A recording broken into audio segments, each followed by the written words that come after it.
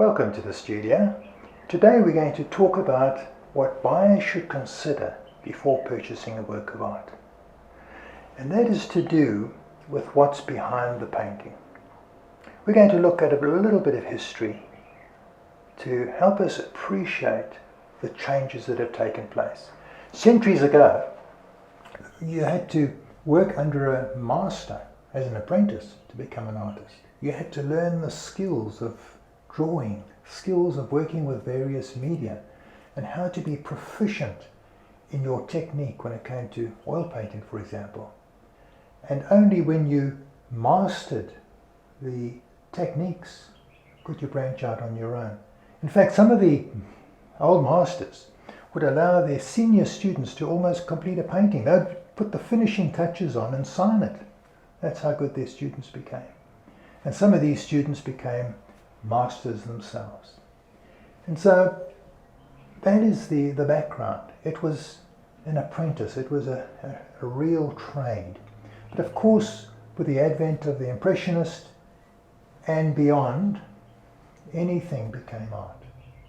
And this is where we've got to be a little bit more discerning when we come to purchasing art.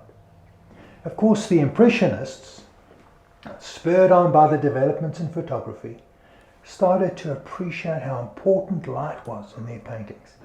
The old paintings of centuries ago, sometimes when you looked at a landscape, it was almost like a night scene. Not much light was captured in it. But the Impressionists worked on white canvases and most beautiful, colourful pictures of landscapes with strong brushstrokes to convey the feeling of light. And this changed everything. But then, of course, as time went on, art took on a bit of a destructive form because it's easier to destroy than to create. But through that period of time, there were highlights of men who developed important styles in the modern era. And one of those was, of course, Picasso with Cubism. And so we had artists who moved forward and contributed new things that people could appreciate in art.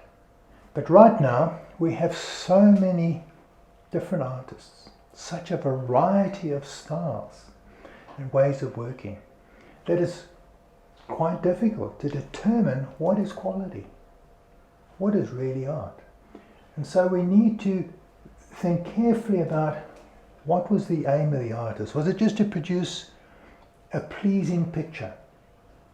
Or was there something more to it? And when we think of it from that point of view, that perhaps the artist has a message. For example, in a work of art, he wants to show you, or she wants to show you something special in the painting. And in the painting, there may be passages that will deepen our appreciation for the beauty that's around us. And when we see these things in a work of art, it helps us to relate to them more. And so this is something that we could really think about if we're purchasing art. More than just a pleasing picture, what's behind it? What is the artist conveying in that particular painting?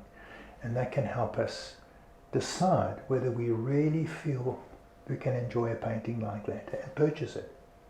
If you enjoyed this video, please give me a thumbs up.